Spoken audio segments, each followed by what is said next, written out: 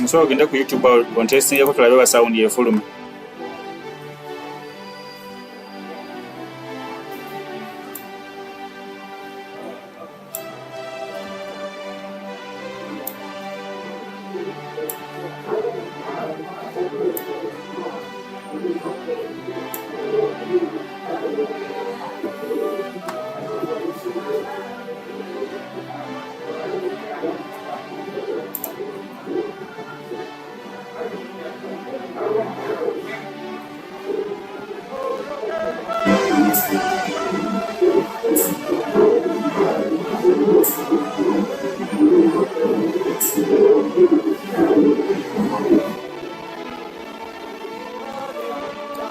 Kajja mala katerere network kajja mala katerere kyao kankasikeyo zivundi wano bulango bino gendayo singa ina kasupini kabana abato jatuulira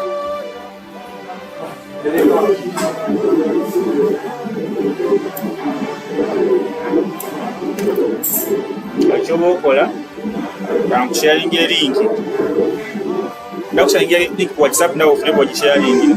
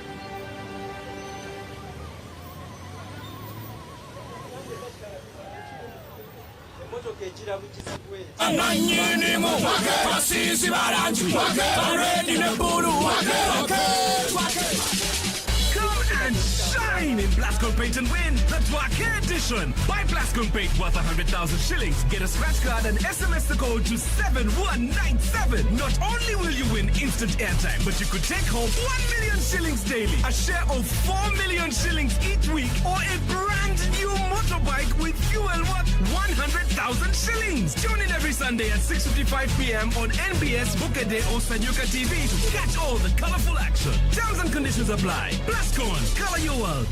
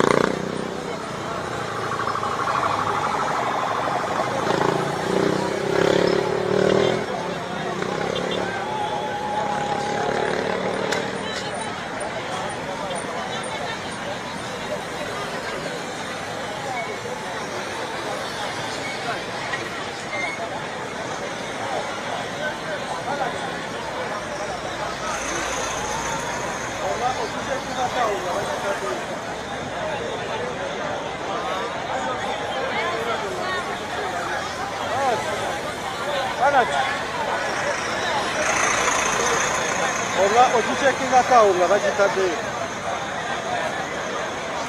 Ai vakuti kayo nevero nongani mukuchunga vya. Nasema.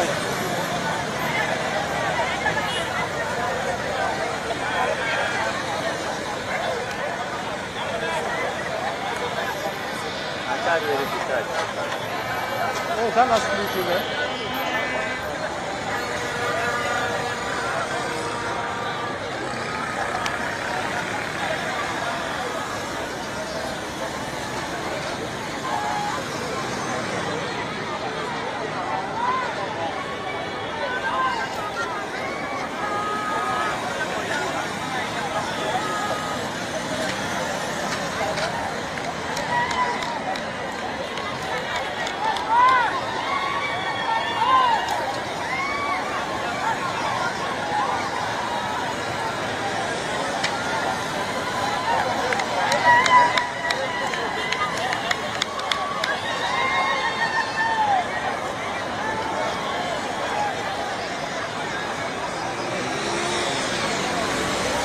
Comprei por logo.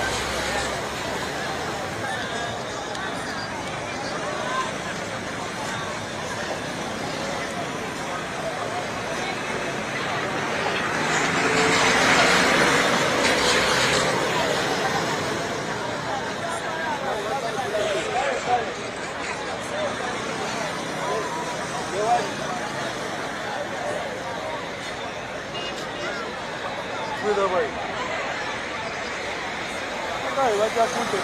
Cae.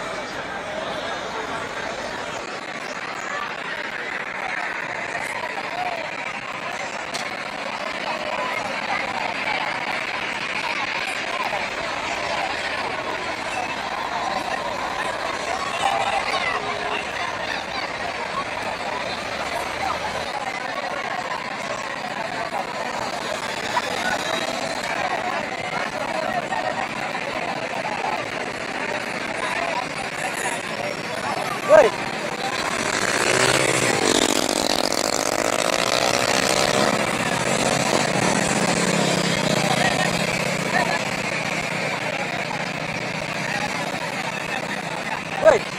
Tunanyewe hadi mkumi dengo mandare baki kandane wewe. Mwana ukifuna mwana mwini. Banga bagenda kwa ni masi. Yapa mwitu. Pega na kushoto. Wao wanabeba kule ngoma.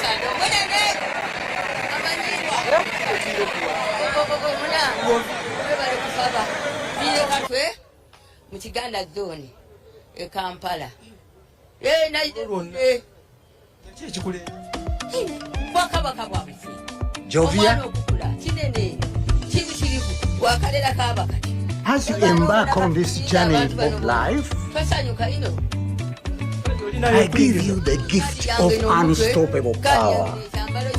The power to be seen and heard in the most distant lands.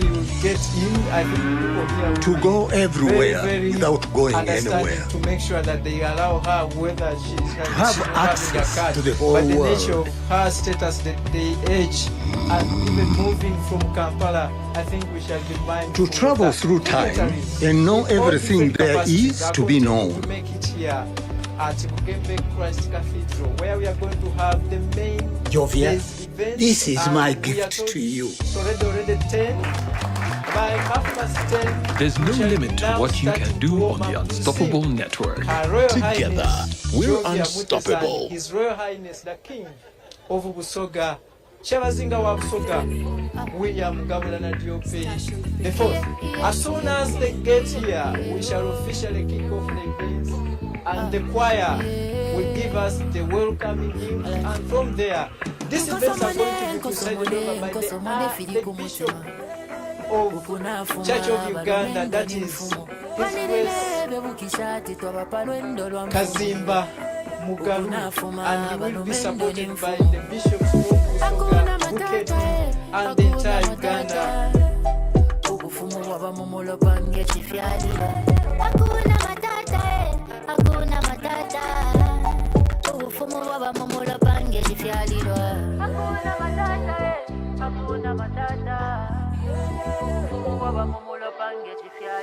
Okay, listen. Most of us are bloodline flowing, that's vibranium. This ink on the paper will flow to the next millennium. Listen, I'm too contagious, this is uranium. Now you know what, flex on my day one. True to myself, I'm a king with 7 eyes. This sasso bag on my back will always be heavy. Boy, I'm more secure with that nigga M7 in the Navy. Got now biffing time, my time niggas gravy. Bored hate, fields on my mind like I'm still heavy. My life is a battle, but I ain't never been too old. I feel like I'm Nipsey reincarnating, but I'm tipsy all day like a Beverly Hills housewife. Black boy 247 chasing a milli. No frames, I'm cold and cold like Mount Killy. High on the fashion zebra, princess God as a way of power. For trust nobody will question my paper. How can you laugh if you hate my paper?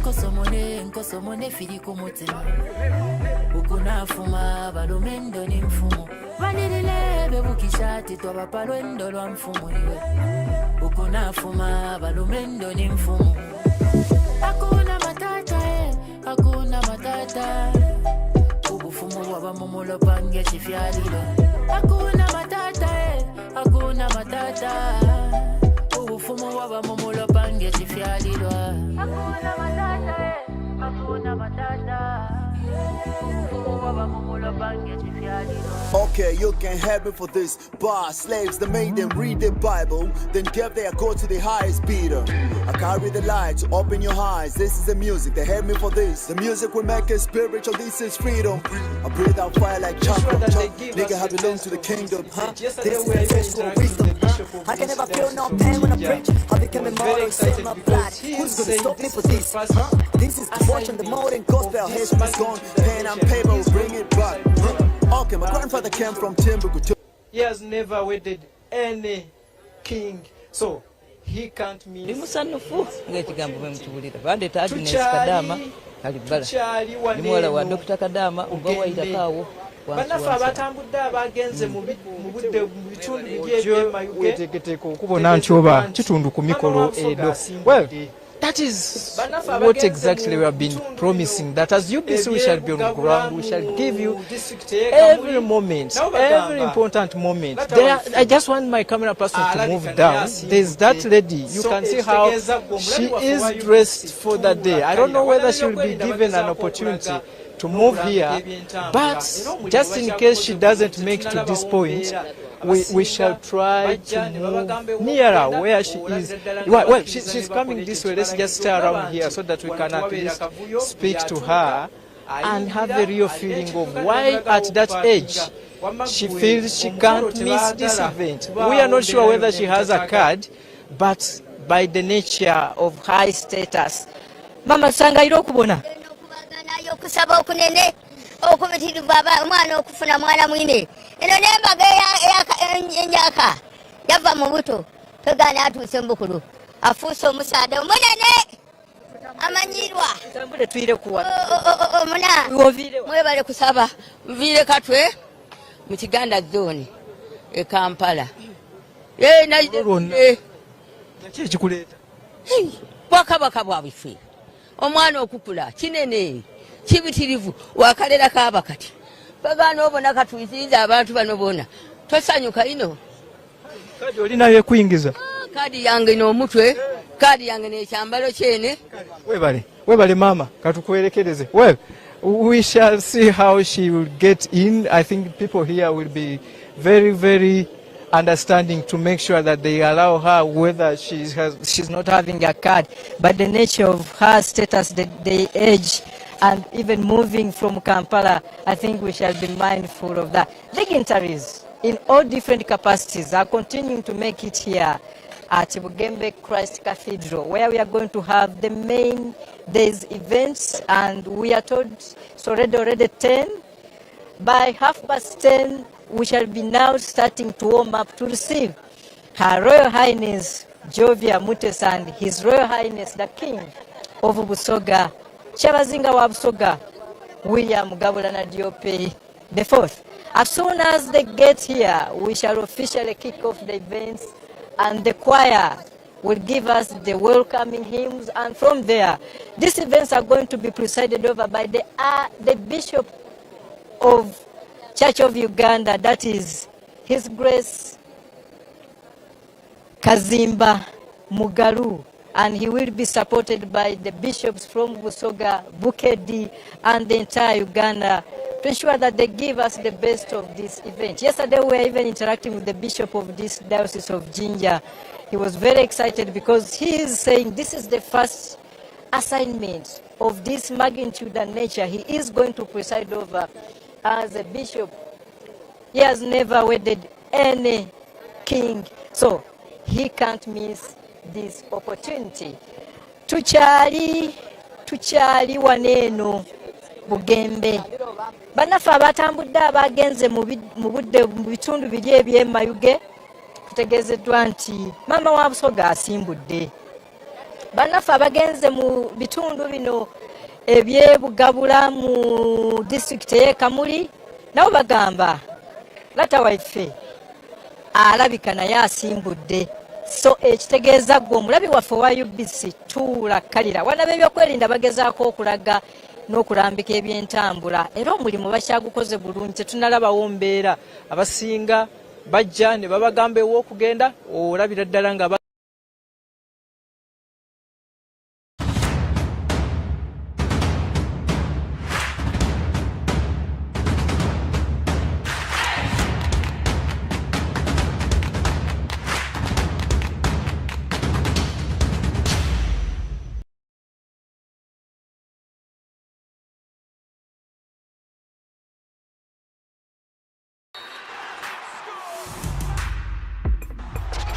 Season 4, rocking with the best.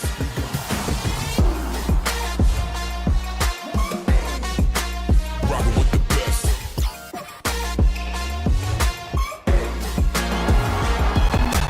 Season 4, rocking with the best.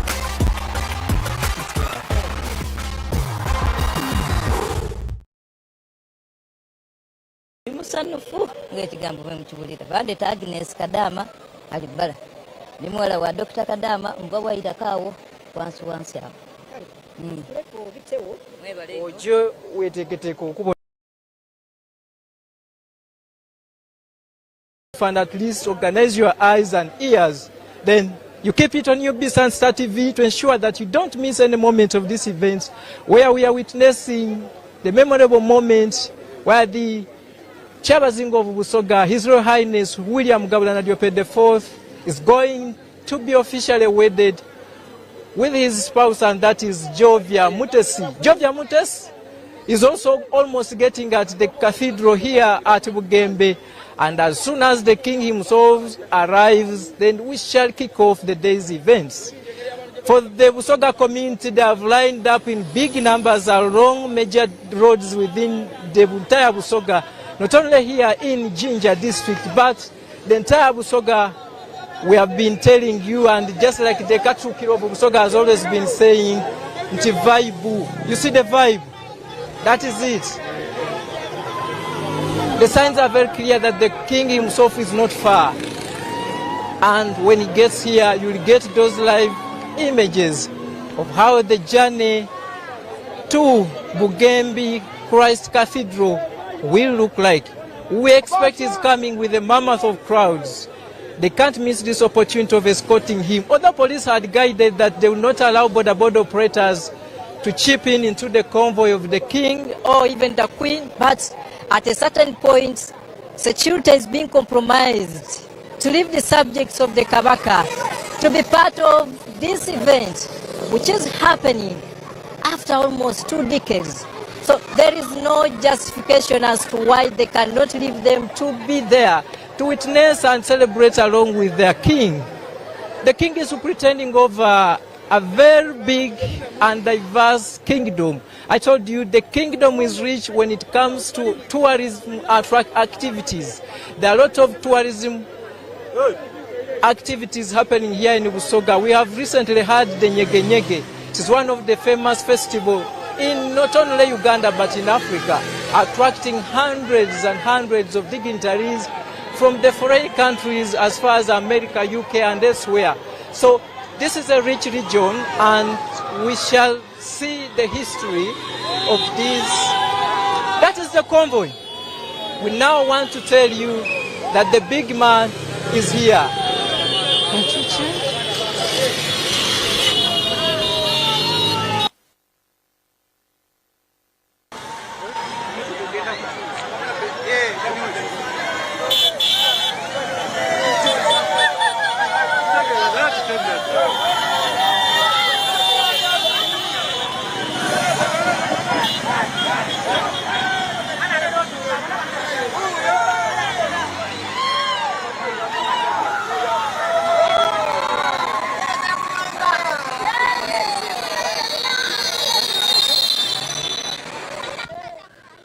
Well, that has been a section of border borders leading the convoy of the Kyabazinga, meaning that a few seconds from now, from where I'm standing, it shows the Kyabazinga is not far.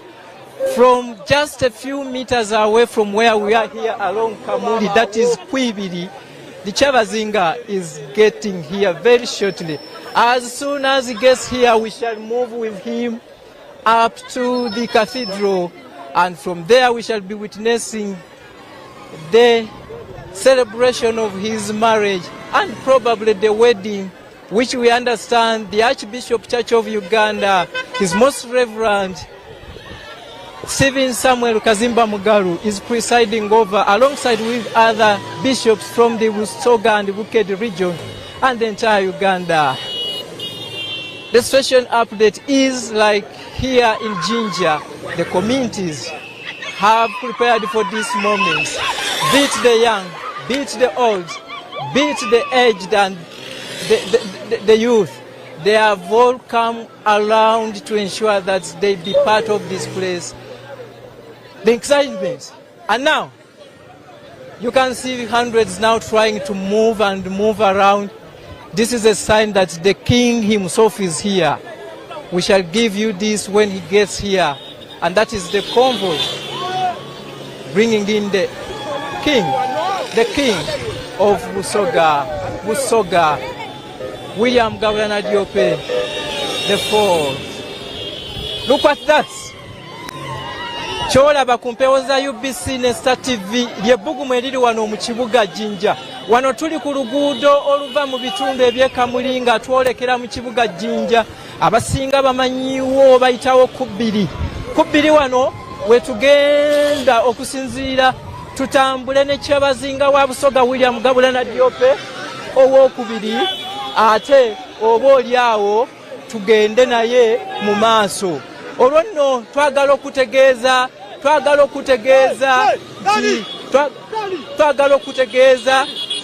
tugende.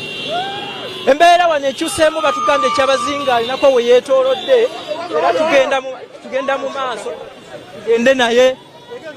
Embeera ogiraba nti n'emisinde kati gijja kutweyimirira. Namungi w'omuntu agezaako okulaba nti Kyabazinga wa Busoga atuuka mu kitundu kino. Bannange ab'ebidduka munaatusonyiwamu naye embeera mwe tugenda okukolera yeeyo. Tugende mu maaso eri olwo nno tusobole okuwa ebigenda mu maaso mu bitundu ebyo eby'Ejjinja.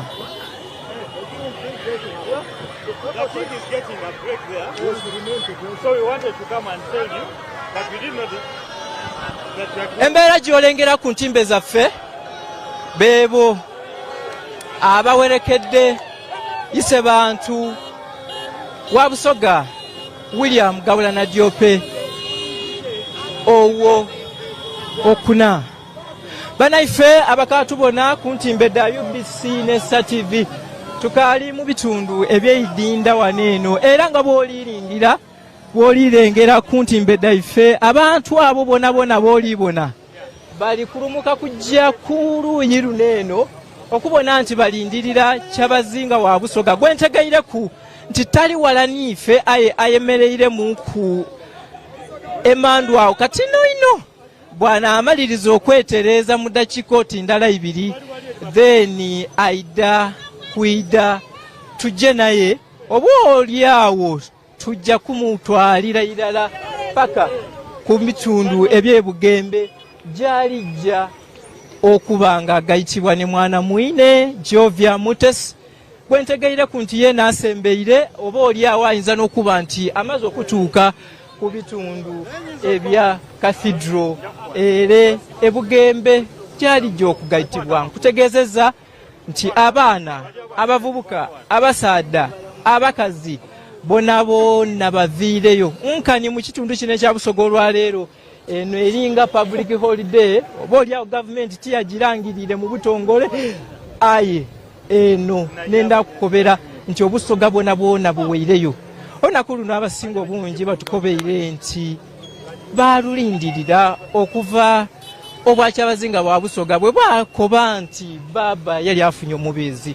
Butiini okuva ku olwo abantu mu bibici eby'endawulo baidye nga beetegeka okubona nti embaga ya mweneemu nga bwe bajeesa abatesiteesi bagituuma embaga ya mweneemu nti babaawo ng'abadulizi okubona nti baliwandiika ebyafaayo bino abasinga bakobera ku ne ku baana baibwe nti muna boona baaliwo ku mulembe ogwo ku lunaku olwo mu mwaka ogwo ku ssaawa eyo yeene nti ebyajja mu maiso baaliwo nga babibona nga baaba waife ekisekesa ekitaliibwa nsolo Kyabazinga wa Busoga ise bantu William Gabulana Diope Kadumbulo wokuna nga ali mu kugayitibwa. Embeera girengera bwe munaffe akyatambudde naffe ku ludda luli eri olw'Ebugembe Cathedral naye kweteekateeka kw'amaanyi naye kisibye emikolo gy'eri yeffe nno gye tuli abagole oba omugole nzono gwentegeddeko nti nkyali naye mu kkubo tanatuuka bw'anaaba atuuse nga ne maama wa Busoga naye atuuse olwo ekyatuleese kitandike. Kujja kuba mukolo gwa kugatta, bwe banaamala okugatta wajja kubaawo okwogera okutonotono ate Kyabazinga ayiteko mu kibuga eky'Ejjinja. Bw'anaayita mu kibuga eky'Ejjinja awubireko ku bantu b'obwa Kyabazinga. Bw'anaamaliriza tugende naye paka eyigenge mu Lubiri gy'ajja okusembereza abagenyi be ku ssaawa kubanga mu 11 okutuuka ku ssaawa 2 ng'ab'ebyokwerinda bwe babadde batutegeezezza. Wabula enteekateeka eyo esobola okukyukamu okusinziira kubanga obudde zigenda mu ssaawa 6 eri tubadde bakutandika ssaawa 5 ekitegeeza nti puroguramu zino zijja kukyuka. Kutegeezeza nti ne General Muhoozi Kainerugaba ajja kutuuka wano ssaawa 6 bw'anaaba atuuse ku kisaawe ky'amagye wajja okulandinga n'ennyonyi ajja kugenda butereevu ku Nile Hotel gy'ajja okuva ku ssaawa nga 7 kitundu ajje mu bitundu biri eby'Ebugembe ku Cathedral oba oliawo naye abeerewo ku lunaku luno olw'ebyafaayo. Abantu kubuulira basanyufu bya nsusso n'olwe lunaku lwe babadde balindirira. Well, just to give you an update of what is happening here, we are still live in Jinja district and here we are along Jinja Kamuli Highway where the Kyabazinga of Busoga is making his entrance into the district or the city of Jinja. It is the district which is hosting the most kingdom offices, and this is how and why Busoga refers to Jinja as the heart of Busoga. Even in their anthem, there is a verse or quote which says, if you come to Busoga and you don't at least step into Jinja, you would have missed the beauty and the pride and the richness of Uganda. Boida mu Uganda notatuuka kuidinda. Ekinegene kya Busoga oba okisubiibwa, meaning that you'd have missed a lot about Uganda and Busoga. So, for that case, we are also told, and we shall be giving you the updates in our bulletins, that people along the 11 counties of Busoga, Bugabula, Budiope, Bukoli, Bukono, and the rest, they are also gearing up. They are following the proceedings of these events from wherever they are, because there are different TV stations, but mainly headed by UBC. Our 360 coverage is giving them what is exactly happening in Bugembe, and for that case, they are not missing anything. They are in their sitting rooms, probably somewhere in their gardens, but listening to our radio stations, somewhere in their bars, somewhere at their working places, but they can't miss any moment about this event. They have switched off their TV stations and they are probably celebrating like for us who are here at the main venue. So the king is coming now. I see the convoy forming up, and probably we will keep this distance to ensure that we get closer to him and we move along with him up to the cathedral. The preparations are going on as planned. Just in case of any changes, we will give you an update on. Probably, if there's a change in the route of the king, we will let you know, but we want to give you an assurance that we shall give you that procession when the king is making his way to Bugembe Cathedral ahead of his historical royal wedding. We all know that King William Gabulana Diop IV came in after the death of the former or the late Wako Murochi, who died in 2007. Then in between there was some sort of confusion, which we saw the kingdom spend a good period of time without the king, but that is all history. Finally, Busoga got the king, and here we are. Without any hesitation, with what you can see onto our screens, with the happiness painted in almost every face of the Busoga, it shows that the Busoga are very excited about their king.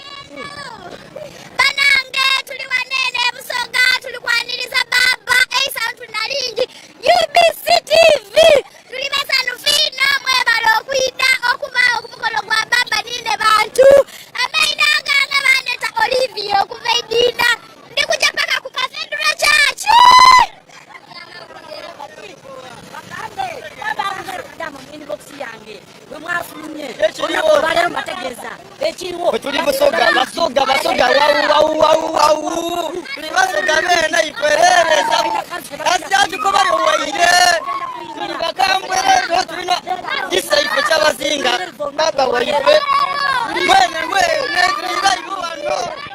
The convoy of the king is just a few meters away from us. I suspect this is the convoy of the king. Just in case he is, we are going to move with him. Probably.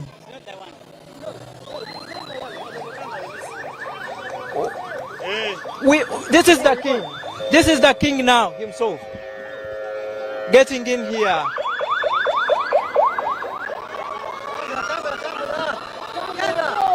Well, that is the convoy of the king, His Majesty William Gabulana Diop IV, getting here in Jinja district. We are going to move with him up to the cathedral. You can see communities lining up here to receive the king. I just want to give you the real feel of what is happening here.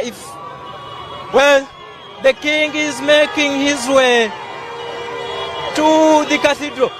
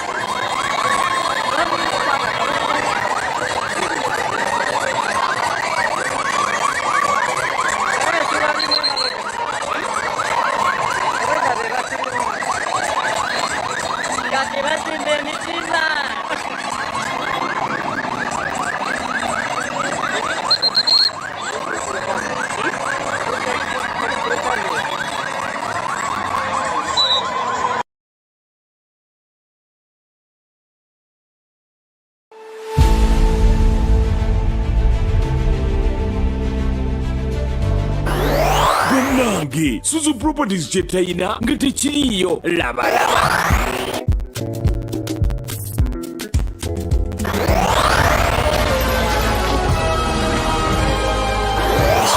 Bw'oba olina kyeweetaaga okugula mpozi ng'ogasseko n'okubaako kyoyagala obaguza osobola okgenda ku Suzu Properties ku Facebook oba si kyosobola okgenda ku Twitter, YouTube ne ku TikTok we bali Suzu Property Consultants Limited. Muganda wange saagala obeere kakyere saagala obeere ebyabakatundira ddala ettaka n'amayumba tunda byonna biguza aba Suzu Property Consultants.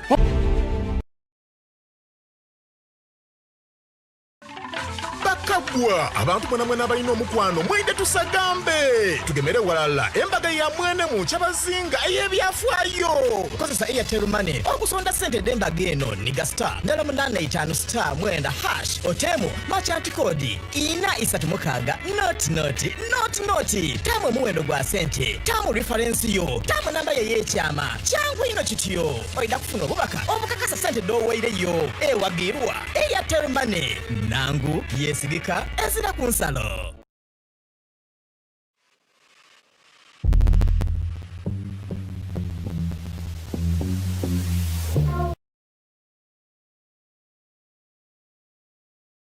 Jinja Tororo Bugiri Highway, it has been totally shut down.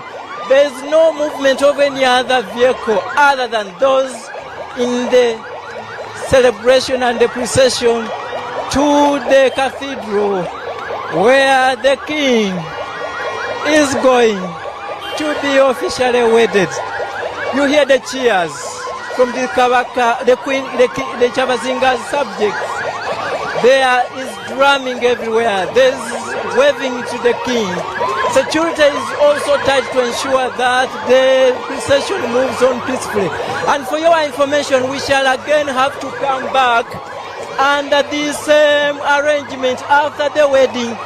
The queen will have to move around and greet his subjects.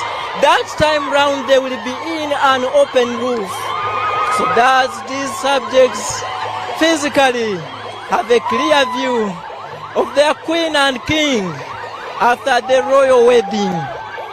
Banafa abachatulaba ku Star TV na UBC tukyali wano mu bitundu ebya Busoga. Kati nno tutunudde butereevu ku lutikko gye tugenda okubeera ku mikolo egy'okutikira Isaife Kyabazinga wa Busoga William Gabulana Diope owokuna gye tuyise wonna enguudo zibadde zikwatiridde nga bwe mukyakiraba n'okutuukira kati abantu bazze ku nguudo abasinga batugambye nti baasuzeeko enduulu nga bw'ogiwulira.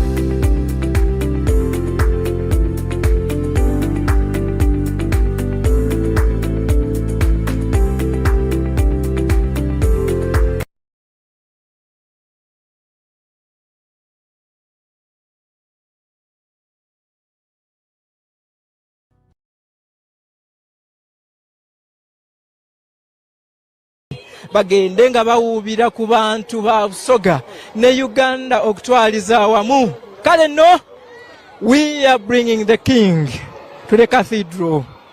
We committed ourselves that we shall till this up to the end, and we are trying to ensure that in all the circumstances there is some breakups here and there, but we are bringing the king. We are now 10 meters to the church, and the celebrations are yet to begin. This is UBC, I'm Robert Onyango, and the entire team of UBC TV, led by Madame Sophie Matovu. We have already camped here in Jinja for the last 1 week to ensure that we give you the best worth the day. This is a history in making. This is a day for the young Busoga population. They will live to tell. They will write down into their notebooks the days were counted since when the Kyabazinga wa Busoga broke the news that the king, after a long time of waiting, had finally gotten the queen. And now the queen is here. The queen is here, and the king is also just arriving here at Jinja Cathedral.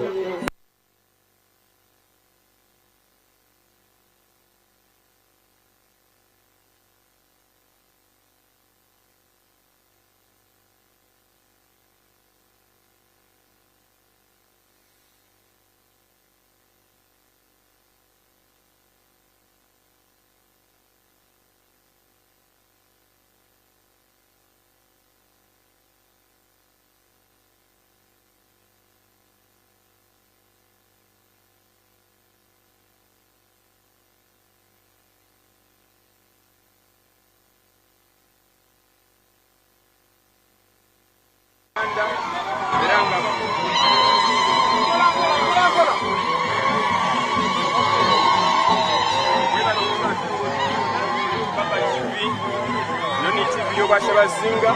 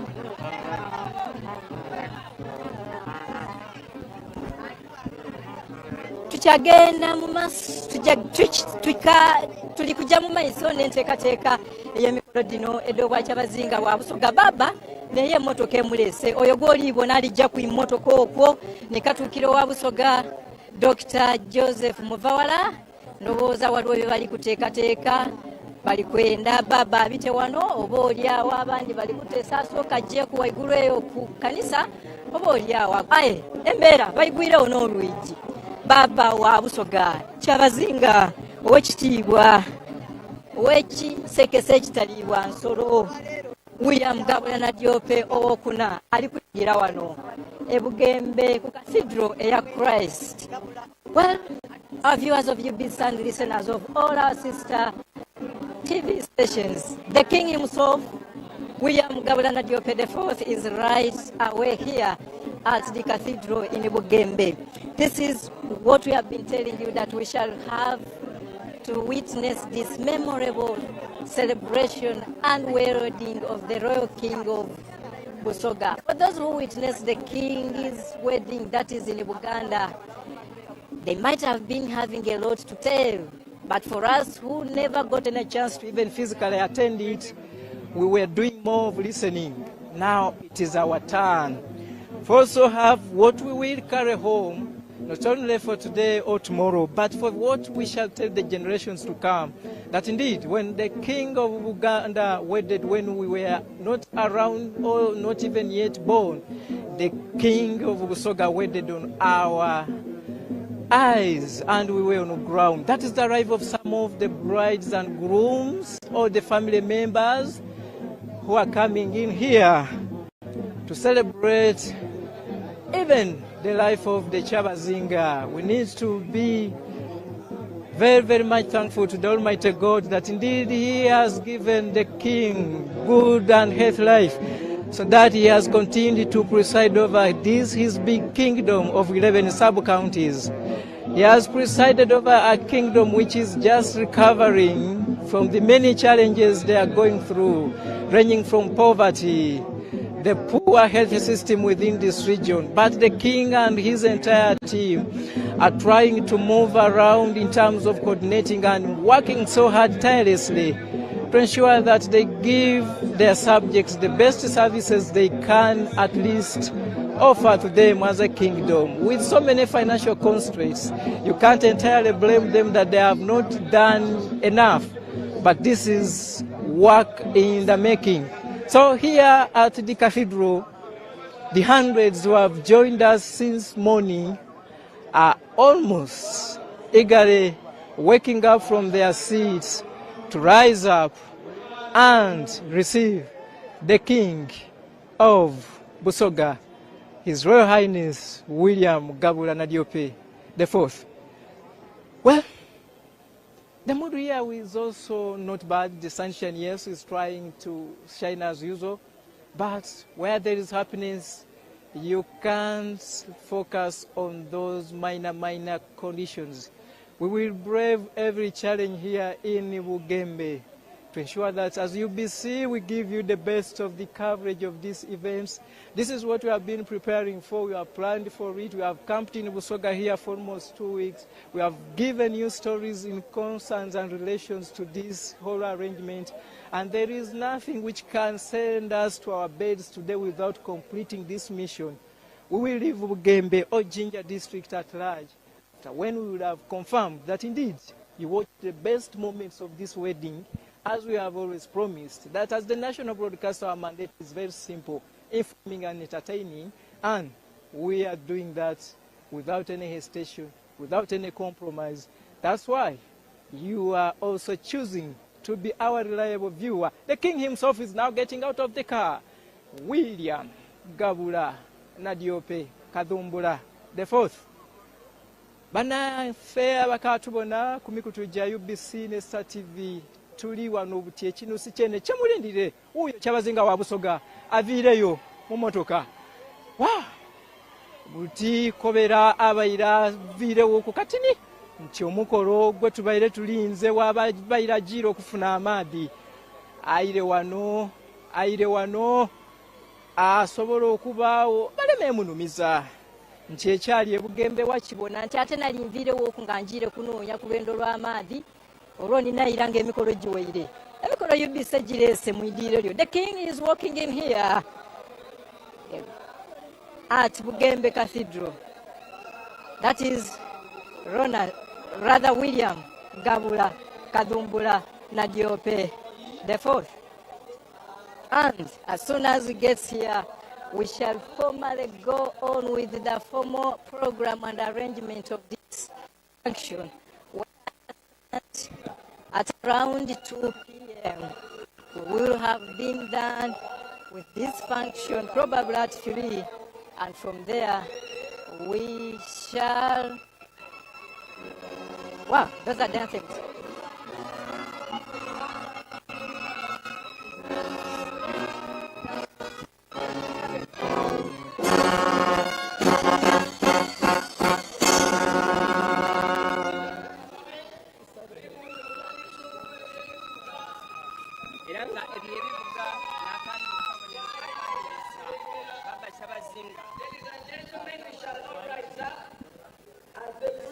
Well, the Katukiro of Busoga, Dr. Joseph Muvawara, is trying to brief the king here before he ushers in him into the main tent and also his seat.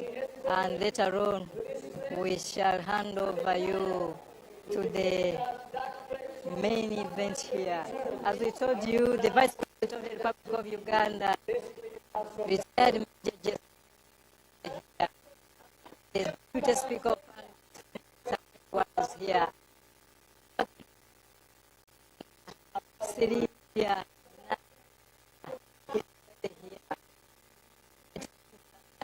Church of Uganda, his press is here. The king rather is now trying to step forward.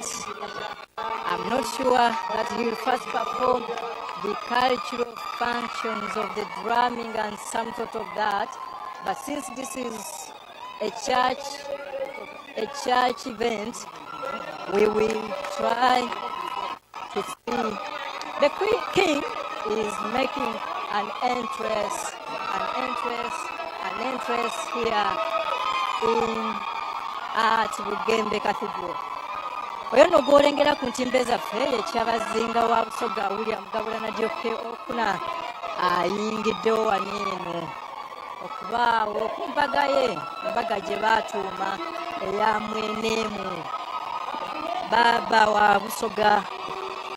Emiziro oli giwulira okuva mu bantu ab'endawulo bali kugezaako okumwaniriza wano okubona nti bamwisuusa olugendo olw'enjira gy'abise wonawoona okubona nti atuuse wano waire alwire wuuko okutuuka wanaye enjira tebaire nnangu abantu babaire bangi olw'onyinyi bamulwisaamuko okutuuka wano aye mawulire amalungi gali okutuuka wano.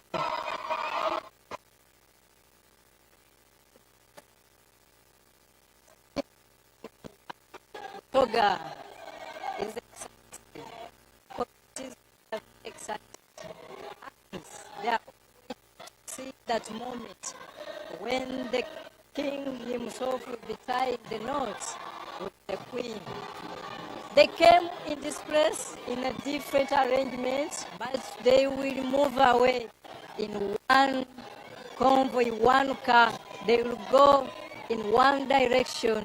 They will end their journey at one place, and that is the palace of Igenge, in just a few meters away from where we are. The king is waving to the Busoga community.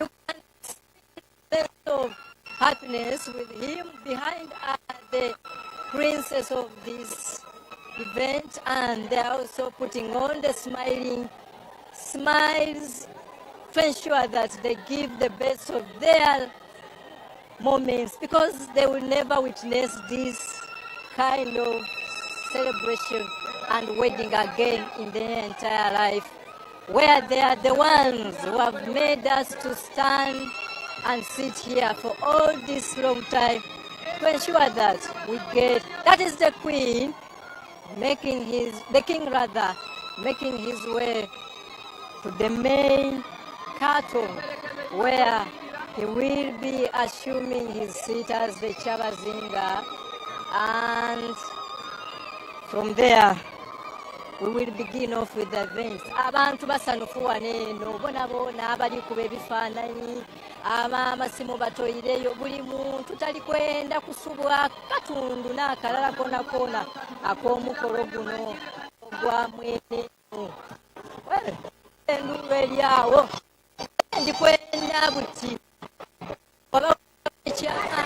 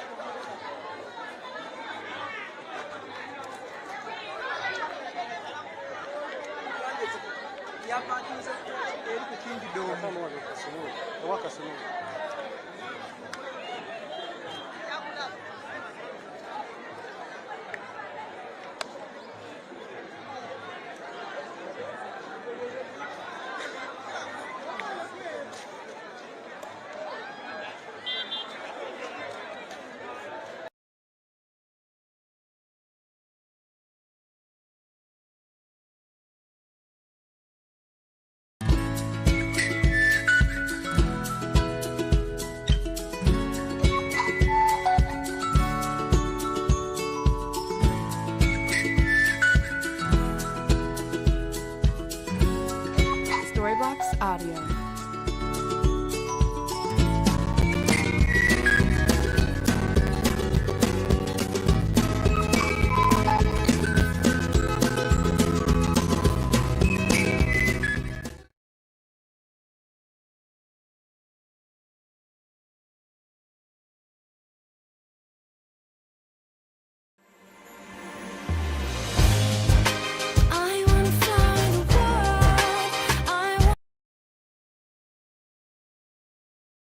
Yılın beklenen günleri geldi.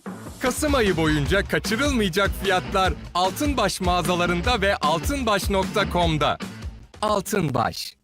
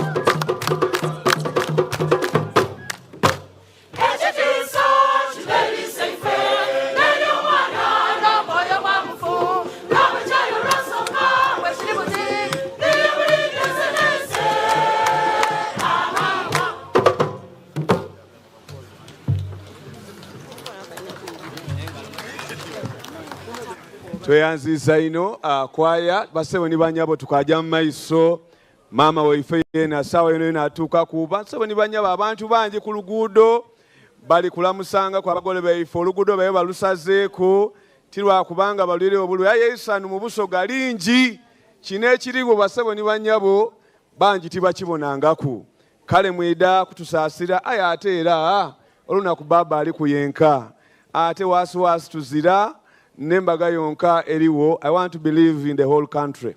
Kale tuikaikane tube bagumu mama yena sawa yena atutukaku. Kale police band eida kutuwa peace nga tulindanga mama yena okutuuka tulida kuba tubakobera ekyokukola sawa yongetuse tubaniriza ayikyukira mulirana mukobo tiwebale kunuma buli ali ku mulukolo guno awoomye mukobo tiwebale kuwooma. Calling all supporters of love and celebration, all loyal subjects, let's make the grand union of our beloved king a legendary affair. Use Airtel MoneyPay to make your contribution by dialing *185*9#. Enter the merchant code 4360000. Enter your amount, enter the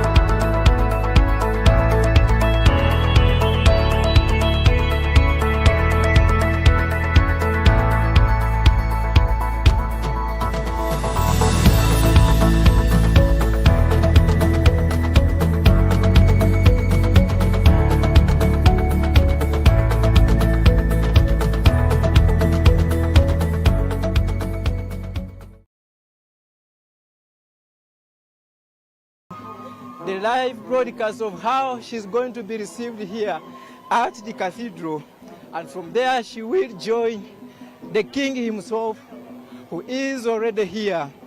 And after she assumes her seat as the queen, then the church will take us into the next session, where we will be just only waiting for that moment of the wedding.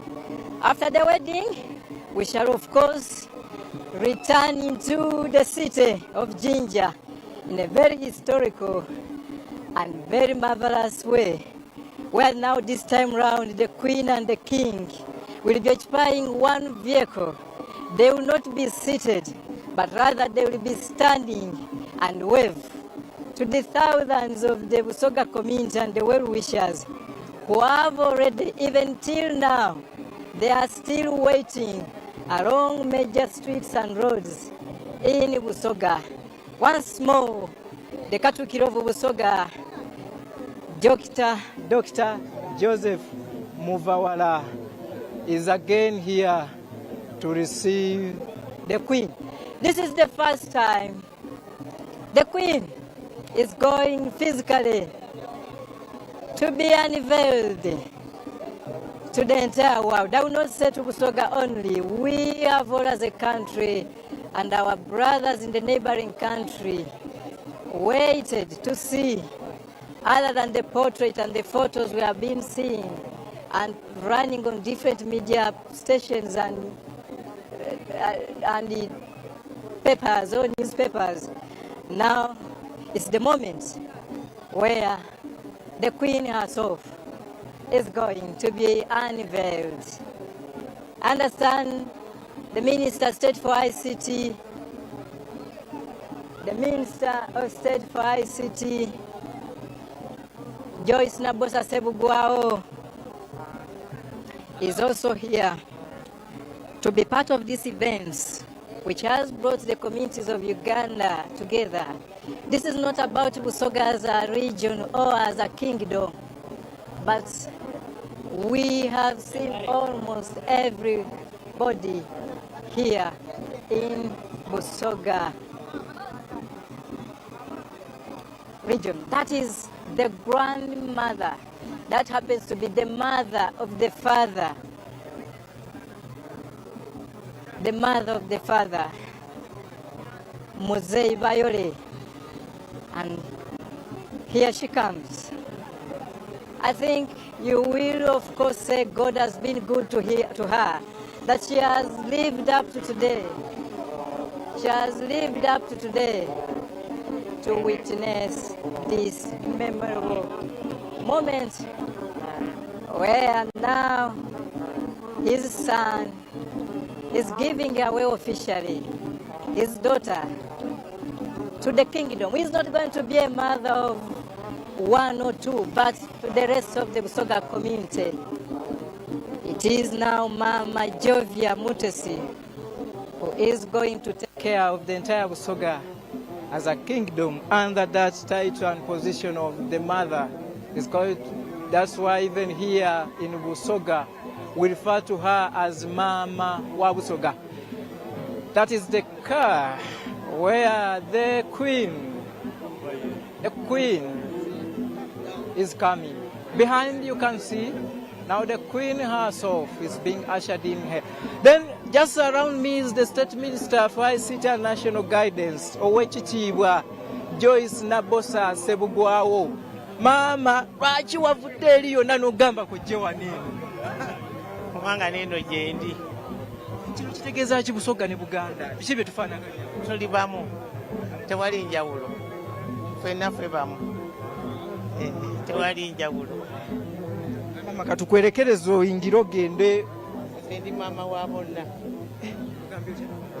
Ndi maama wa bonna. Era nkulabye mu konvoyi ne ŋŋamba eno yaani?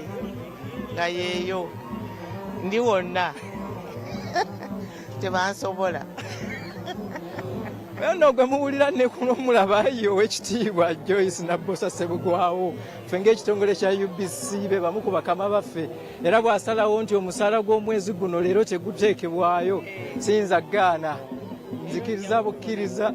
Agambye ngenda ogambye otya? Gufuna. Bansasulidde wano nze e Bugembe. Abantu bagambye. Omusaala ogambye otya? Okufunye omusaala. Well, kagambye nze nzeka wabula ndowooza ategeeza abakozi b'ekitongole ki UBC nti omusaala bajja kuteekayo. Era twagala okwongera okusiima bakama baffe nti singa tebadde enkola eyo ey'obwangu sanga tetwandisobodde kubeera na wano olwaleero. Kyetulindirira ye maama wa Busoga okuva mu motoka olwo nno banaaba avuddemu tumubooleke ensi yonna erinze kulaba Mama wa Busoga Jovia Mutesi. That is Justine Kasule Lumumba also joining us here. She has been at the center of the whole arrangement of this function. And then I think at last they are smiling and trying to get some sort of relief that finally what they have been yearning for and preparing for, because it might be even more than 1 year, because we are speaking of a few months when they unveiled this to Busoga or the country at large. But you can guess the processes were on foremost, because searching for the person of the Queen is not a one-day assignment. So we expect they have been doing so many underground and undercover work to come up with that substantial one lady they want all to refer to as the Queen of this more than 4 million population area of Busoga, located in the eastern parts of the country, Uganda. I told you earlier, it is one of the richest regions, though that richness does not reflect what is in the pockets of the many people of this area. But government is trying to play its role of ensuring that they wake up, first of all, the people of these communities of Busoga, that the world is moving at a very, very terrible speed and they need to catch up if they are to match with other communities of the country. Wano mukolo n'ogwogutuleese ogw'okugayita lata waife Kyabazinga wa Busoga William Gabulana Diope owokuna ni maama bukyalijja okufuuka maama wa Busoga Jovia Mutesi. Baabo booli bona n'abamu kubali wakati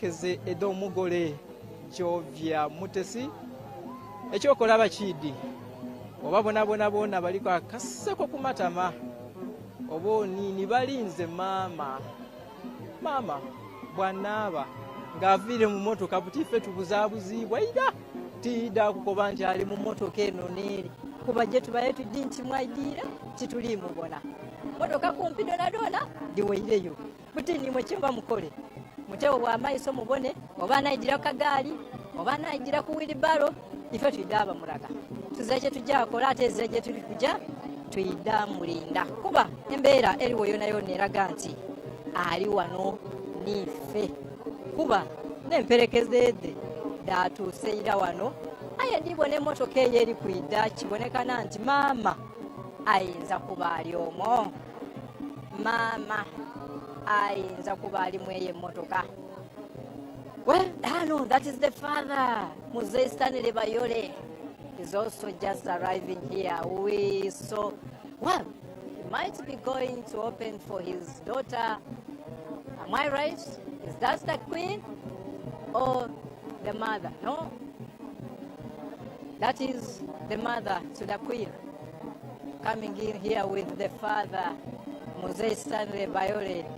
Bayole has been so more cooperative with us, the Fourth Estate, along this journey of trying to give us the updates and the history, the background of the family, and we want to thank him that he has indeed given a good history and background of the daughter who is coming to become the queen and the mother of the many millions of the Busoga communities. Well, when the queen gets in here, you will automatically see her. I think this is the moment most of you are waiting for.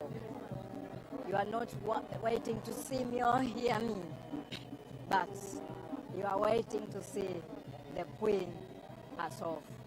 Then the arrangement, I think, probably is the family gets in, and after the family getting their seats, already the king is already here, the archbishop is here, the vice president is here, the speaker, Deputy Thomas Tayewa is already here.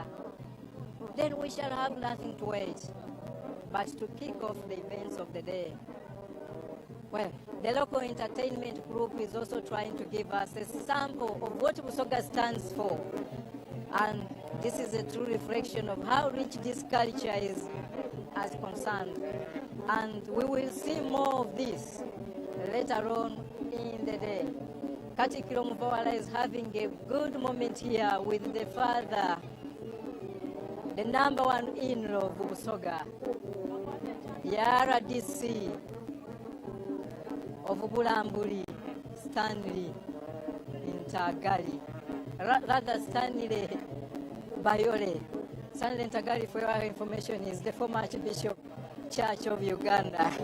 But remember, when we were at his place, Stanley Bayole gave us a very good history that one time when Ntagali visited him in Mayuga at his residence, he prophesied that indeed one day the family of Muzei Bayole will be a great home in the kingdom of Busoga, not only in Busoga but in the country Uganda.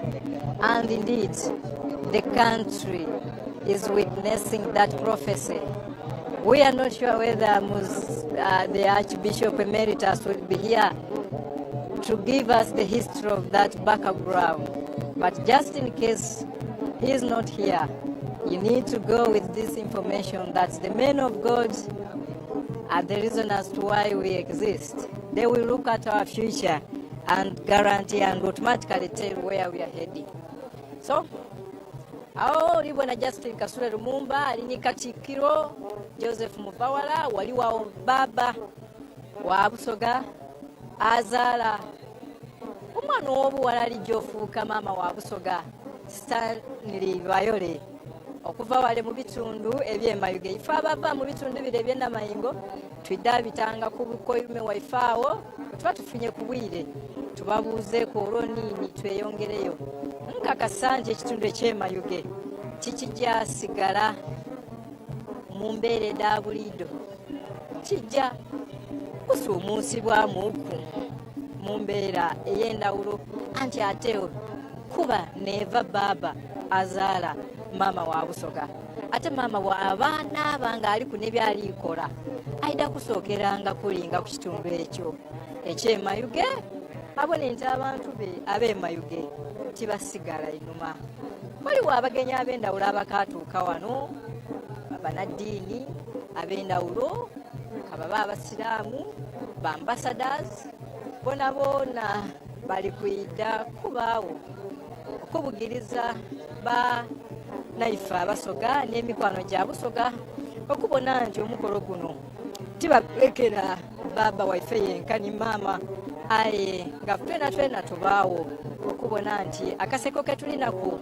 ne baba ne mama kebaidde okuba nako tukagabanaku eba olyawo twakongerako okubona nti olunaku tiruba lwirugavu ino nga bwekisobola okuba mu mbeera eyo ekitwemereza wano si kirala tulinze mama wa Busoga nakukobeire nti emmotoka donadona mwe tubaire tulimusuubira tukaali mubona aye ng'ate tusuubira ni mutabani wa president ow'eiwanga lino Jeno Muhoozi Kainerugaba okutwegayitaku program gye tubaire nayo babaire batukobeire nti aida kuba wano mu ssaawa timukaaga aye wazira kabonero akali kulaga nti oba mutabani w'omukulembeze w'eiwanga aida kuba wano aye tuidda kubanga ife ekijja mu maiso kyona tukibatuusaaku wano butereevu ku nguudo yona wetubise mu bibwine abantu baijje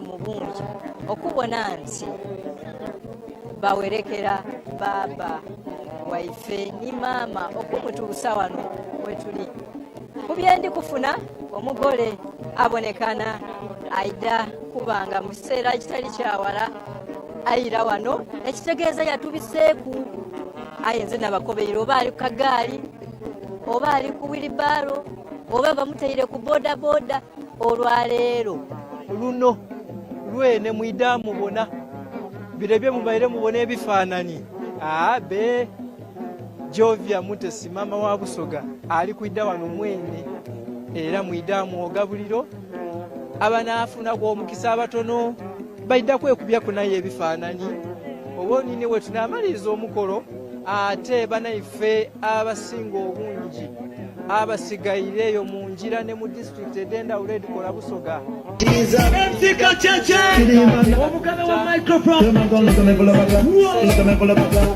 mumba nga tubita mu kibuga ekyebugembe tujje tutyo tuyireyo kwibiri tujje tutyo tujje paka wale kukakira tujje tugeme Main Street twetolole nini tuyire paka kwamba koti wetunava kwamba koti ate tuyire paka tumutwale eigenge mu lubiri gye bajja okusembereza abagenyi baibwe ebyo byonna bidda kubaawo ng'omukolo guweire ku ssaawa eyo nga 10:10 aye wayira ab'ebyokwerinda babaire batukobye nti emikolo gino donadona basuubira nti ku ssaawa 2 gina bagiweire abantu ba Busoga abantu baife bannayuganda tubawa omukisa okutambula ng'obwire bukaali bayireyo wona gye baviire aye ife tetwidda asalawo n'ab'ebyokwerinda nenda kutegeeza nti tibaidda kusalawo ku kyene kinayidda mu maiso aye buti omukolo guli kujja eri banaife ab'ekanisa abona abantu abali kusanusaamu wano ku bagenyi ba baba nga bwe tulindirira maama nze niiwe azira wano nweza TV tovaawo bw'oba ova ku TV jja n'akalediyo osigale ng'owuliriza bw'omaliriza ofuna ekikopo kya caayi oba olwendo lw'amaadhi oyire ku ntimbe Daifeda TV anti nkobye guno omukolo ezira nsonga yona gy'ojja kuwa gy'ate bakunumiikirize olayidda n'akulimba nti nze nkobere maama tabayireyo abe okwewala ensonga odineedo teeka ku TV Business Star TV fe tulikola ogwaife nkaniiwe lwaki totyama ku TV wena waatubona abakyatulaba ku UBC ne Star TV mbadde nkunnyonnyola nti abo bamu ku bali mu kusanyusa wano abantu ba Kyabazinga wa Busoga nga bwe tulindirira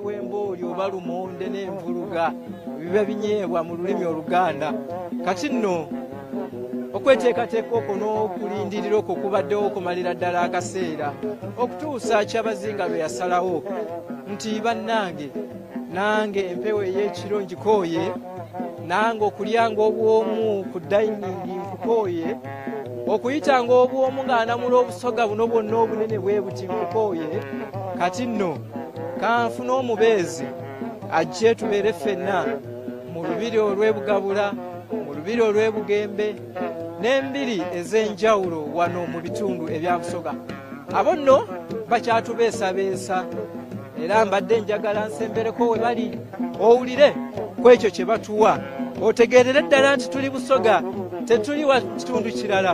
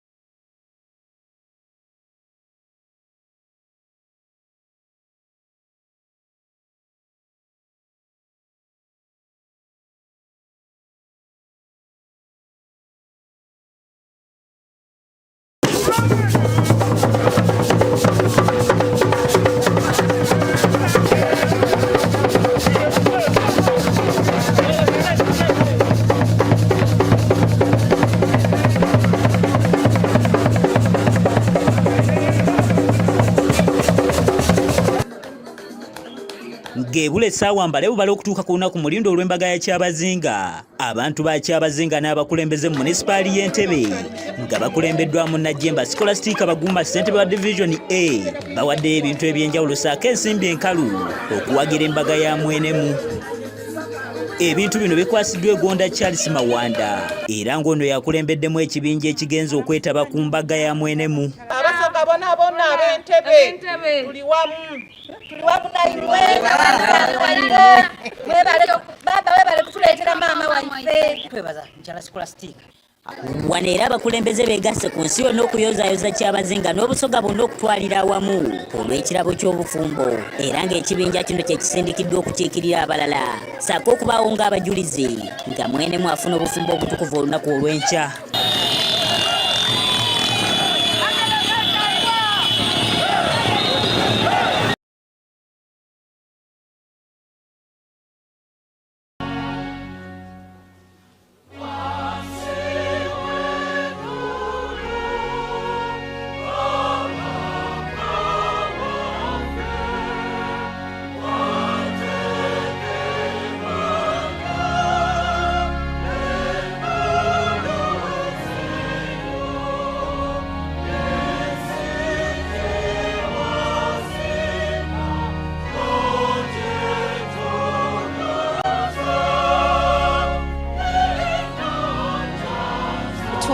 Yatuuse ku ssaawa 6 n'eddakiika nga 15 awo 16 17 era bwe yatuuse n'abuuza ku bantu be n'awuubira ku bantu be mu ssanyu ery'ekitalo mu mizira egy'amaanyi mu mbuutu ey'amaanyi era ng'ono awerekeddwako ate abantu ab'enjawulo okuva e Kamuli abakungu ab'enjawulo nga ne Right Rebecca alitwala Kadaga abadde omu kwabo abamuwerekeddeko. Onono ye minisita w'ensonga z'amawanga ga East Africa okuva ku ludda lwa Buganda, okuva mu Bwakabaka bwa Buganda.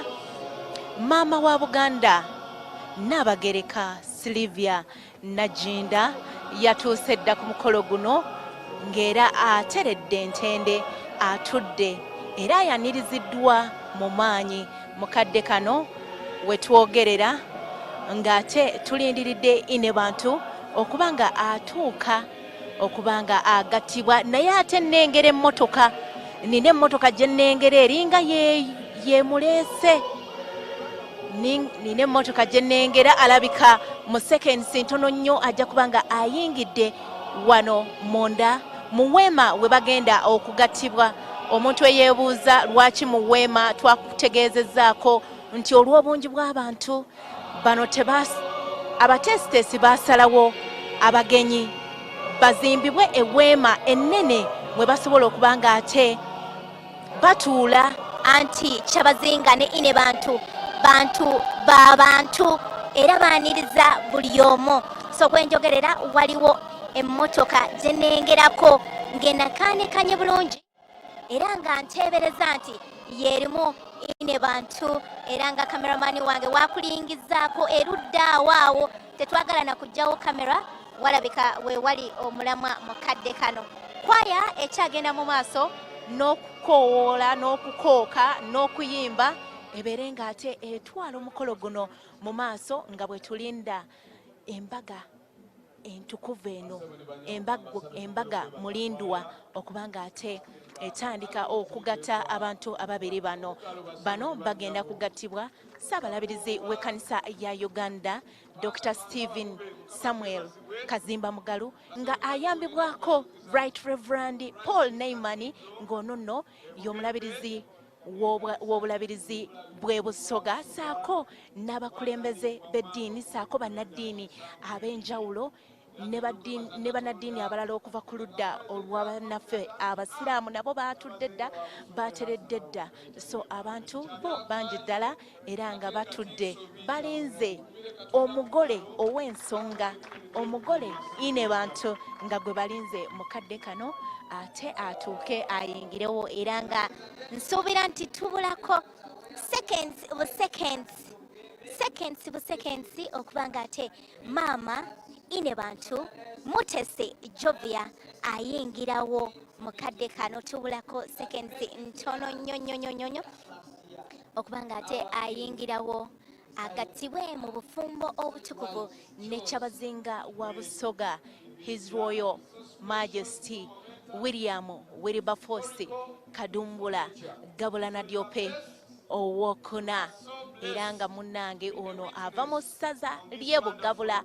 Ate ine bantu abeebuuza nti ine bantu ava mu ssaza ki? Ava mu ssaza ery'e Buna, era nga abantu beerudde eyo mu disitulikiti y'e Mayuge basanyufu nnyo okuba nti be baafunye omukisa okulabika nga ate ine bantu avudde mu disitulikiti ey'e Mayuge ku disitulikiti 11 districts ziri 10. There are 11 chiefdoms in Busoga. Districts ziri 10 na nemu. Districts ziri 10 nemu ge masaza 11 mu bwa Kyabazinga bwa Busoga. So ine bantu yavudde mu saza Buna mu district y'e Mayuge. Era we twogerera akadde konna agenda kubanga ate ayingirawo emmotoka ngirengerako awo ku mulyango awo. Emmotoka tutandise okubanga tugirengerako. Era emperekeze wenjogerera ninga zenengera nga zifuluma mu mmotoka eno. Gwe ali ku bibya terefayina weekumbire ku terefayina ojja kubanga ate olaba buli kimu ekigenda mu maaso. Bo abagenda okubanga bakulemberamu okugatta abagole bano bo beetegese dda. So abantu bagambiddwa okutuula wansi basobole okulengera obulungi ine bantu anti bw'oyimirira ate nga naye ayimiridde ayinza okubulira mu bantu. So mukadde kano okusinzira ku mwogezi atutegeezezza nti ine bantu atuuse agenda kubanga ate ayingirawo wano ku Lutiko ku Christ Cathedral e Bugembe ate abeere nga agattibwa mu bufumbo obutukuvu. Ono ye ine bantu owokuna mu bwa Kyabazinga bwa Busoga okuviira ddala mu mwaka gwa 1939 era nga ine bantu eyasooka yaliwo mu mwaka gwa 1939 ng'ono yaliwa Kyabazinga eyaliko era Kyabazinga eyasookera ddala Ezekiel Tenwa Wako Muloki ye yasookera ddala okubanga ate abeera Kyabazinga wa Busoga. So n'emikolo gyaliwo ng'era gyali gy'amaanyi nnyo. Abaliwo mu biseera ebyo batubuulira ebyaliwo. Naye mukadde kano tuli ku ine bantu mutese Jovia nga agattibwa mu bufumbo obutukuvu ne ise bantu William Wilberforce Kadumbula Gabulana Diope Owokuna. Olunaku mulindwa lwe luno olwaleero lwe tubadde tulindiridde. Kale ketulabe ine bantu nga ayingirawo mu bitiibwa ebyekitalo wabula nga bulijjo nga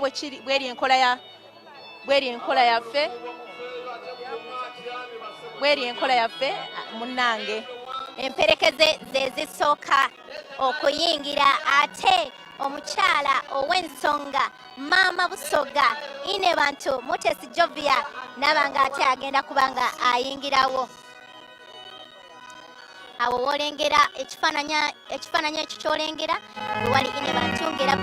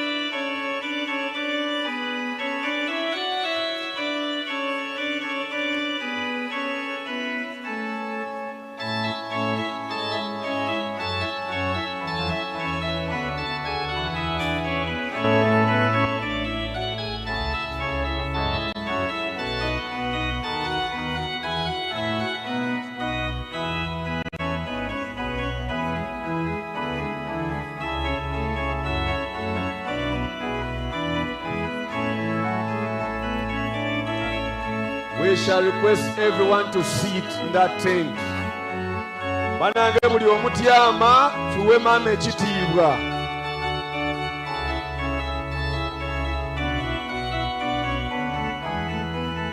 buli omutyama mu katebeko nibona Sabini wa Cathedral, Reverend Kan Dr. Joe Nivika, Reverend Kan Matas Katiko bakulembeire maama bali kumuleeta. buli omutyama wooli maama ojja kusobola omubona. maama wuuyo ali kutambula mu kitiibwa, maama wuuyo ali kutambula.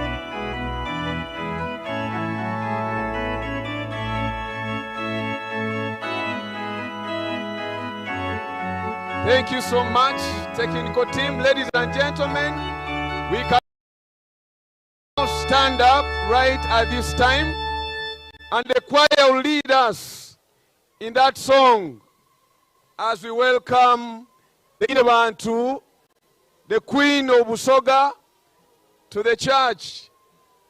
Kale choir jat kulembera mu lwembo olwo. Only page 6 and page 7.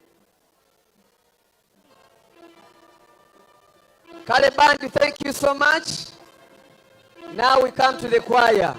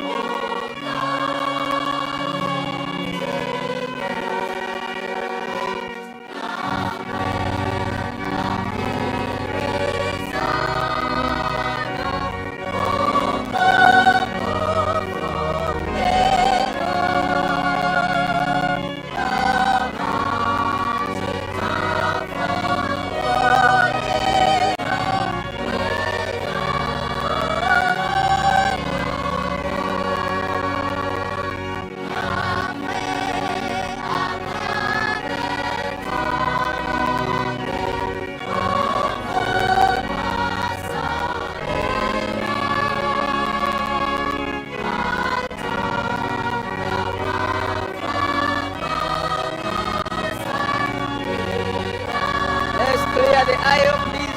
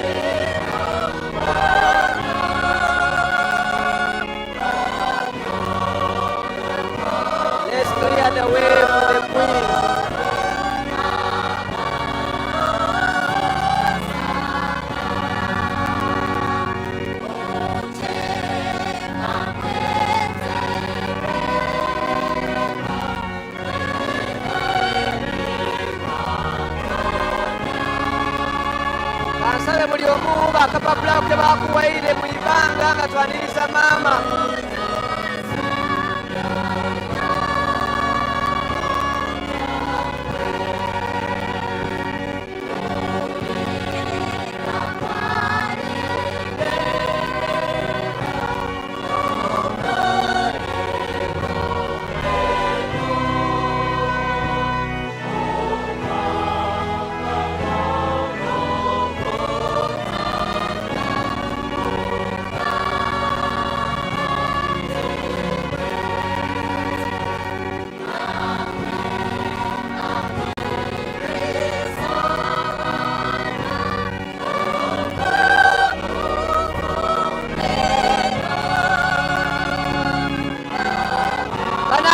mpulira omuzira n'engalo nga maama ayingira ku altari.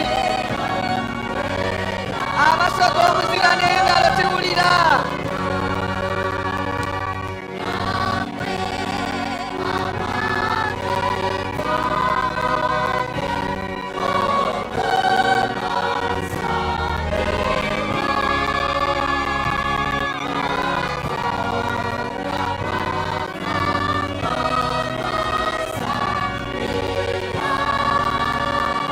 Abakwaya n'omuzira nsobola okuwulira nga twaniriza maama.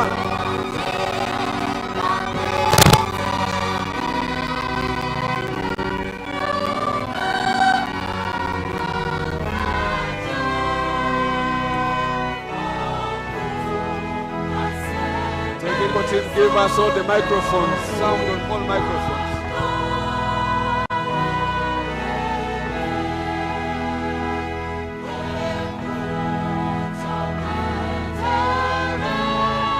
Atuuse Ssabalabirizi ali kujja okumwaniriza. The Archbishop and the bishops are welcoming the Queen in church. The moment has come. The time is now. The hour is now.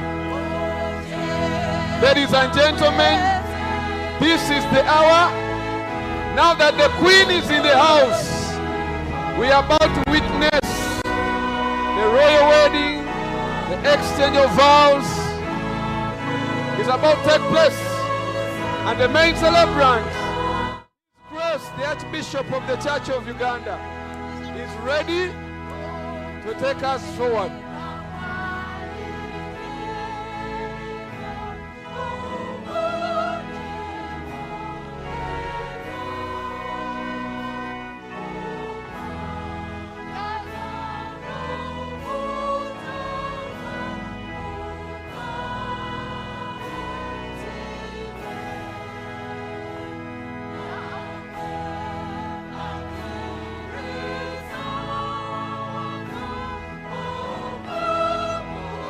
Ladies and gentlemen,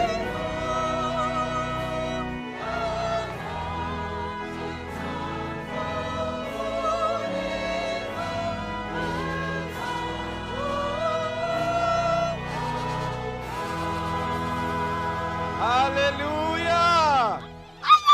Praise the Lord. Basebo ni banyabo nga tukali kutyama kansaye buli omu okuba engalo n'omuzira twanirize maama ine bantu wa Busoga kubanga atuuse. Era kansabe baba ni maama batyame. Kansabe baba ise bantu ni maama waife mutyame. Kansabe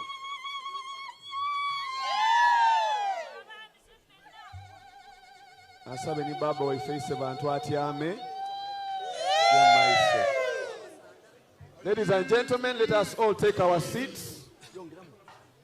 Let us take our seats. Right at this time, I want to invite the sub-dean of the cathedral, the Reverend Canon Dr. Joe Mukisai, who will in turn invite the bishop to take us forward. Katwaniri is the sub-dean wa cathedral, Reverend Canon Dr. Joe Mukisai atwale mumaiso. Tukubire sub-dean mungalonga tumwaniriza. Kama waffe yebazibwe. Haleluya. Twebaza Katonda olunaku luno olw'omuwendo nga mama ni baba bali mu kanisa Christ Cathedral Bugembe. Basebo ni banyabo mu kaseera kano kantwala omukisa guno kwaniriza mama ni baba. Ate mwena n'okwebaza Katonda olunaku olw'omuwendo luno tutakoowa tukubire Katonda engalo eddaamaanyi n'emizira nga tumwebaza olw'olunaku olungi luno. Mu kaseera kano basebo ni banyabo kandeeta omulabirizi wa Busoga Diocese, the Right Reverend Dr. Paul Samson Naimane Mukembo ate nga mulangira. Kansobe bannango binibango mu ngeri endawulo mwanirize baba nga mwegayita ku bagenyi baife twena. Baba tukwaniriza.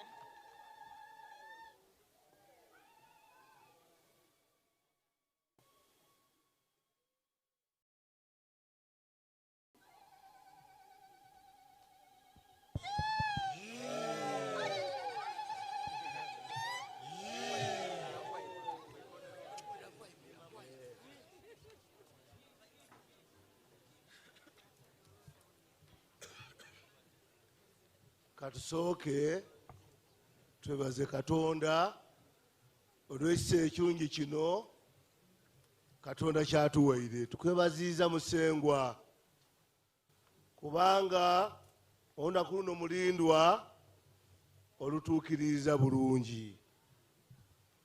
Twebaza Katonda nga ife abantu twateesa, aye Katonda niwe otuukiriza. Tusiima ino kubanga mwenemu era nga yeteeseteese okutwala ine Busoga boona boona obakuumye nga balamu. Twena n'okwebaza, twena okutukuuma nga tuli balamu, n'okusinga okwebaza esaaviisi eno erikulemberwa dada waife Isalabizi w'ekkanisa ya Uganda. Byona byona ebyo mbisabye nga mbita mu linnya erisinga amaina goona goona erya Yesu Kristo Musenga waife. Olwaleero lunaku lukulu ate mwenemu atwegeresa kandete omukyala wangambe wanampa amaani kubanga luno lunaku lwakweyegeresa. Mendogere ebigambo nanirize n'abakulu abali wano. Mwenemu amaze okutwegereza buli muntu n'owuwe.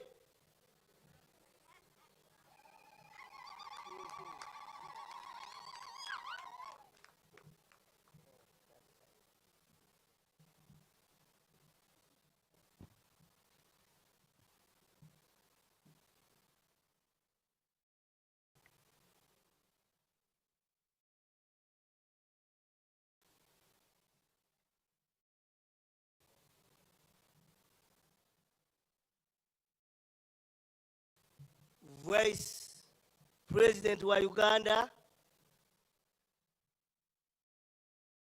w'ekitiibwa ino Jessica Alupo,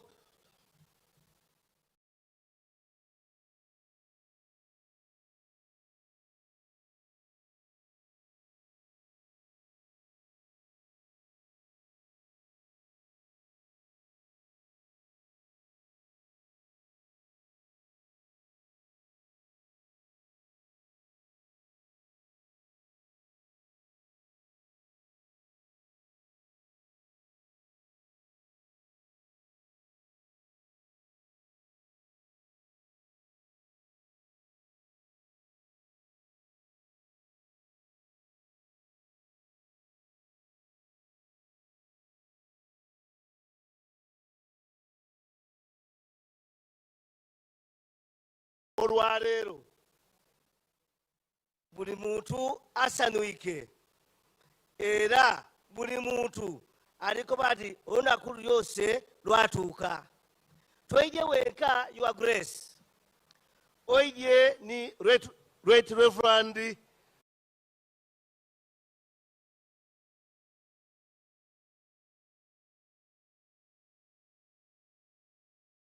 kola era nsuubira nti ino ine bantu waife ajja kukyala kwene e Buganda bagemagane niine bantu wagano tubitambule.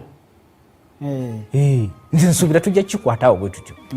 Bamaama abo be bafuga Obusoga era be bafuga Buganda kubanga batulungama bintu bingi. Angogyeko kyetugenda okulaba mu kkanisa kiki ekirala ekikolebwa ebbali eyo nga egamba emikolo ogugitutuusa ku mukolo guno gw'olunaku olwaleero? Yes, emikolo egyo gitandika kumpi kambala emyezi ng'esatu emabega kubanga tulinamu okukyala, tulina okunoonya. Era Katikkiro waffe Muvawala yakola omulimu gw'amaanyi okunoonya, kimukakatako nnyo okunoonya awali ine bantu ava mu kika ki, mutendeke, muddabiriziddwa bulungi, ali atya amanya abantu, ayinza okuba nga tamanyi bantu. So yafuna ekika mwava ne mu eri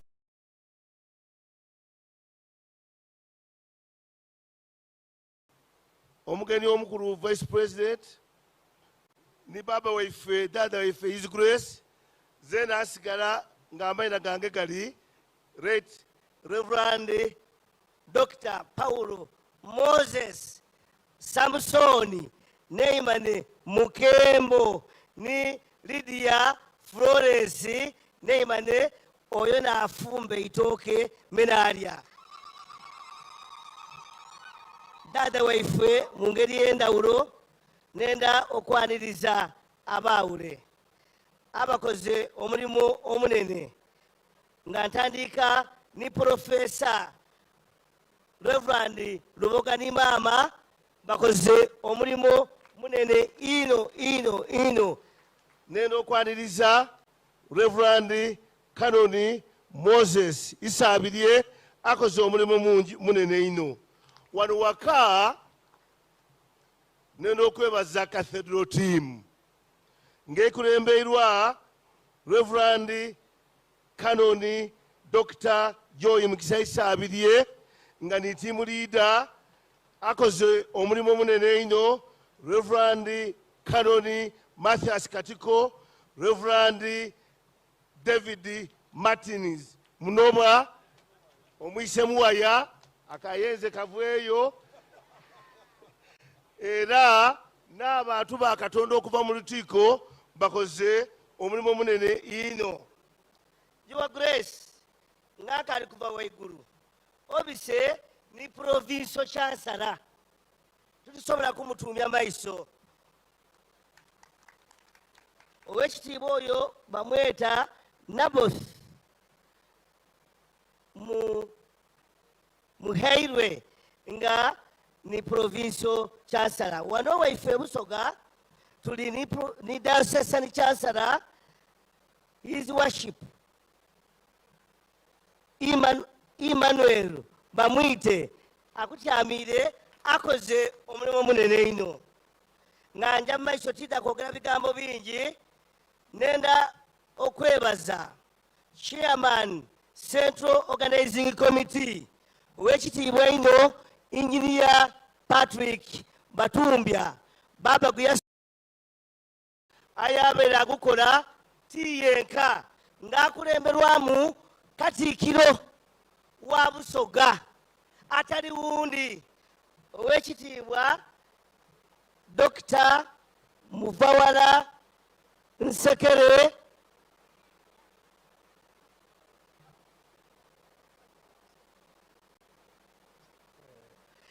bakoze omulimo munene ino n'ekiiko doladoola nibaine bakola nabo nga bakatiikiro nibetama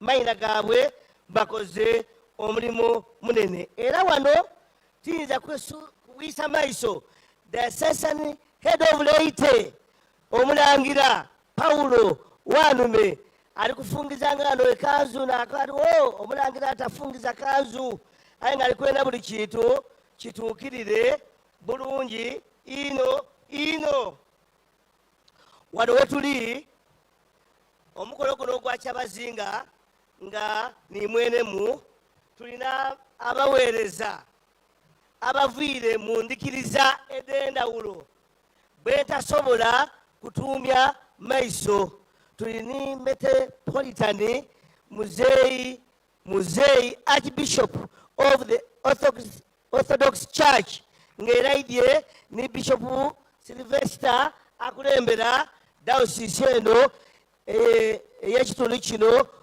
mu ndikiriza eyo eya Orthodox Church tulini Apostle Dr. Joseph Serwada, presiding apostle of the Born Again Faith. Niba ino bona botambule nabo tubaniriza ino. Tulina ezikiriza from the Roman Catholic. Tibapere mayina gaabwe ayembwena abakulu abo nga bangirawo ndi diba representinze omulabirizi Bishop Wamika atwala Jinja Diocese. Tubaniriza ino. Tuli n'omukulu atwala obusiraamu wano mu Busoga nga tiwundi ate nga ni deputy mufti mu Uganda owekitiibwa ino Dr. ate nga ali Sheikh Boa era nga akulemberwaku ni district card akulembeirwa awerekeirwaku abakulu bangi ino tida kumalayo bakulu banzikirize diri wano ainenda akoba nti buli aide wano munzikirizaye tumwaniriza ino mulina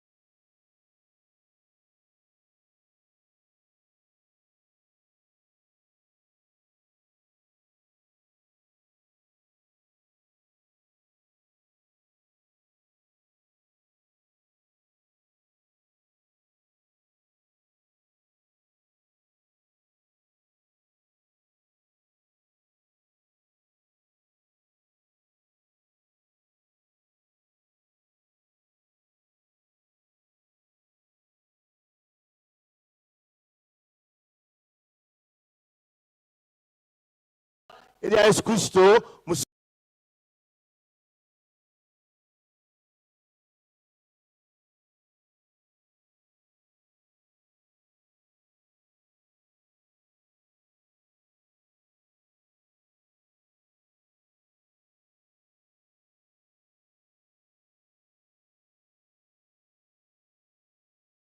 Get down.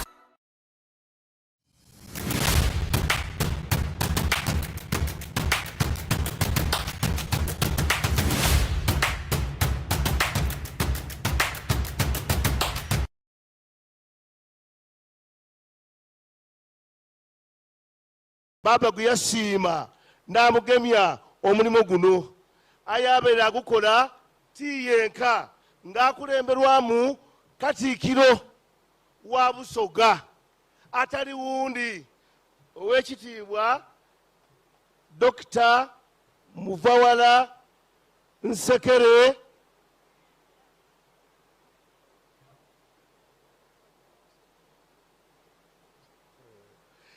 bakoze omulimo munene ino n'enkiiko z'abadola nibaine bakola nabo nga bakatiikiro nibetama mayina gaabwe bakoze omulimu munene era wano tiyinza kubwisa maiso the assistant head of late omulangira Paulo Wanume ali kufungizanga wano ekanzu nakati omulangira atafungiza kanzu aye nga alikwenda buli kintu kituukirire bulungi ino wano wetuli omukolo guno ogwa Kyabazinga nga nimwenemu tulina abaweereza abaviire mu ndikiriza ed'endawulo bwentasobola kutuumya maiso tulini Metropolitan Muzeeyi Archbishop of the Orthodox Church ng'eraidye ni Bishop Sylvester akulembera diocese eno ey'ekitundu kino mu nzikiriza eyo eya Orthodox Church. Tulini Apostle Dr.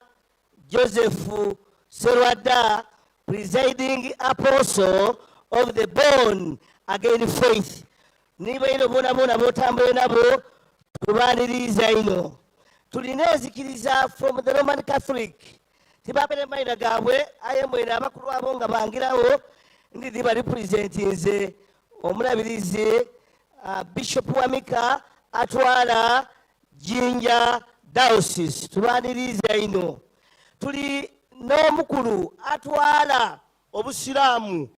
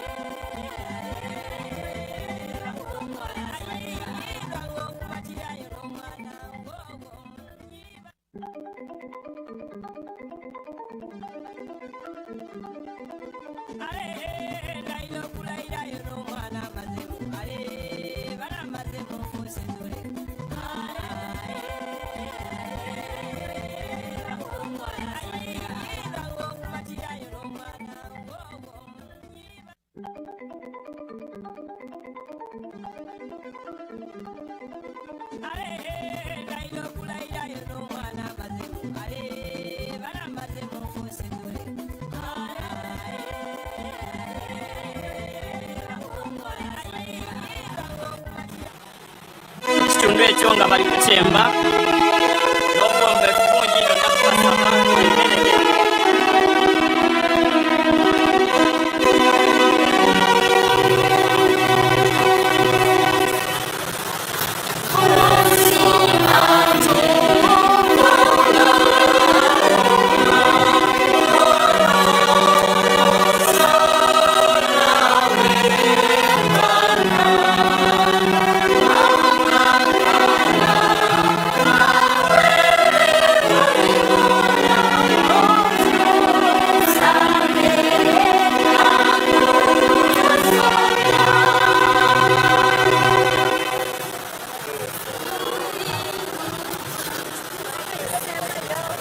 of service eno erimu enimi ibiri erimu olufeetefeete yabaamu n'olusoga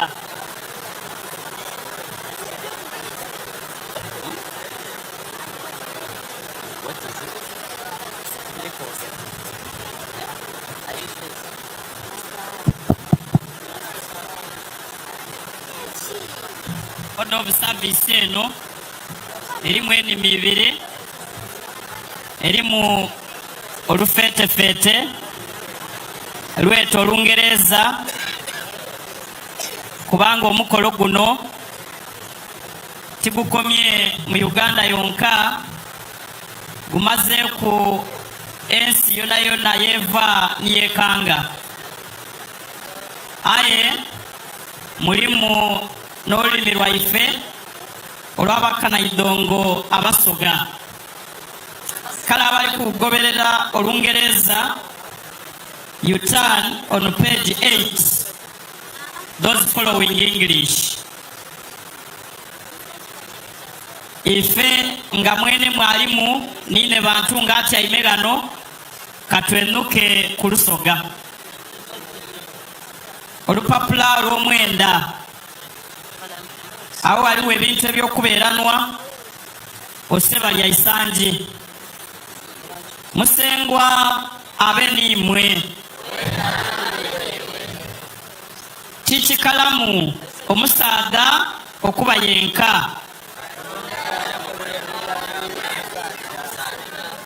bakagwa mwena mwena ng'omulabirizi w'obulabirizi buno bwamaze okubandula n'okubaaniriza twekondye gano mu maiso ga Katonda ni mu maiso ag'ekikunsu kino okuba abadulirwa nga William ni Jovia bafumbiriganwa mu bufumbo obwamufu okusaba Katonda okubafukaku obwibuka n'okusagambira abalala nabo okufumbiriganwa basebo ne banyabo kwa kitiisa Katonda yakulagira abantu nga bakaali kwonoona kutulaga kweyimba kwa Kristo n'ekkanisa ye okw'omwoyo musengwa waife Yesu Kristo mwene yasiima era yakutaamu ekitiisa bwe yali omugeni